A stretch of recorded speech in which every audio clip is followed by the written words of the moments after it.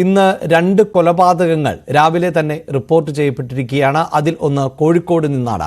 Kozhikode auto ഡ്രൈവറെയാണ് വെട്ടിക്കൊന്നത്. ഇന്ന് രാവിലെ 6:30 auto driver ആയ ശ്രീകാന്ത് കൊല്ലപ്പെട്ടത്.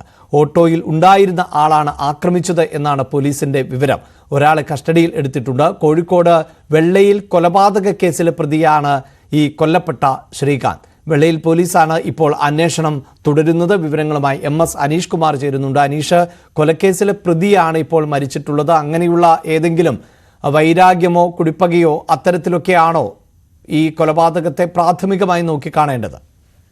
രണ്ട് കാര്യങ്ങളുണ്ട് ഇതുമായി ബന്ധപ്പെട്ടെന്നാണ് പോലീസ് സൂചനകൾ നൽകുന്നത്. ഒന്ന്, അടുത്തിടെ ശ്രീകാന്തിന്റെ കാർ കത്തിച്ചതുമായി ബന്ധപ്പെട്ട ചില പ്രശ്നങ്ങളുണ്ടായിരുന്നു. ഈ കാർ കത്തിച്ച സംഭവത്തിലെ പ്രതികൾക്ക് ഈ കേസുമായി എന്തെങ്കിലും ബന്ധമുണ്ടോ എന്ന് പരിശോധിച്ചിരുന്നു. ഒപ്പം കോഴിക്കോട് ജില്ലയിലെ തന്നെ എലത്തൂർ പോലീസ് സ്റ്റേഷനിലെ ഒരു കൊലപാതക കേസിൽ ശ്രീകാന്ത് പ്രതിയായിരുന്നു. ഈ കേസുമായി ബന്ധമുണ്ടോ എന്നും പരിശോധിച്ചു വരികയാണ്. ഈ രണ്ട് സംഭവങ്ങളാണ് നിലവിൽ ഈ കേസുമായി ബന്ധപ്പെടുത്തി പോലീസ് അന്വേഷിച്ചു വരുന്നത്. ഇന്ന് പുലർച്ചെ 6:30 ശ്രീകാന്തിനെ ഓട്ടോയിൽ മരിച്ച നിലയിൽ കണ്ടെത്തിയത്. ഈ ഓട്ടോയിൽ ശ്രീകാന്തിനൊപ്പം മറ്റൊരാൾ കൂടി ഉണ്ടായിരുന്നു. മദ്യപിച്ച് ഏതാണ്ട് അബോധാവസ്ഥയിലായ ആളായിരുന്നു. ഇയാളെ പോലീസ് കസ്റ്റഡിയിൽ എടുത്തിട്ടുണ്ടെങ്കിലും ചോദ്യം ചെയ്യാൻ കഴിയാത്ത ഒരു രീതിയിൽ തന്നെ അബോധാവസ്ഥയിലാണ് ഇയാൾ എന്ന് പോലീസ് വിവരം നൽകുന്നു. എന്തായാലും ഈ ഒപ്പമുണ്ടായിരുന്ന കസ്റ്റഡിയിലെടുത്ത ആൾക്ക് ഈ കുറ്റകൃത്യവുമായി ബന്ധമുണ്ടോ എന്ന് ഇപ്പോഴും സ്ഥിരീകരിക്കാൻ കഴിയാത്ത ഒരു സാഹചര്യമാണ്. ഇരുവരും ചേർന്ന് ഒരുപക്ഷെ ഓട്ടോയിൽ വെച്ച് മദ്യപിച്ചതിനിടയ്ക്ക് മറ്റൊരാൾ വന്ന് കൊലപ്പെടുത്തിയതാണോ എന്ന ആ സംശയവും ഉണ്ട്.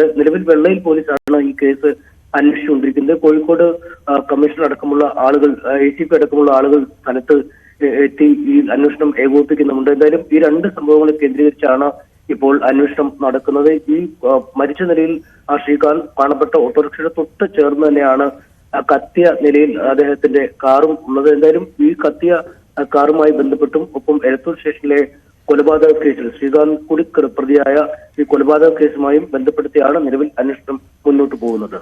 അനീഷ് സൂചിപ്പിക്കുന്ന പോലെ ഇപ്പോൾ ഇത് സംബന്ധിച്ച് വ്യക്തത കൈവന്നിട്ടില്ല. കൃത്യമായ വിവരങ്ങൾ ലഭിക്കുമ്പോൾ മാത്രമേ പോലീസിനും ഇത് സംബന്ധിച്ചൊരു സ്ഥിരീകരണത്തിലേക്ക് എത്താൻ സാധിക്കൂ. അതേസമയം മറ്റൊരു കൊലപാതകം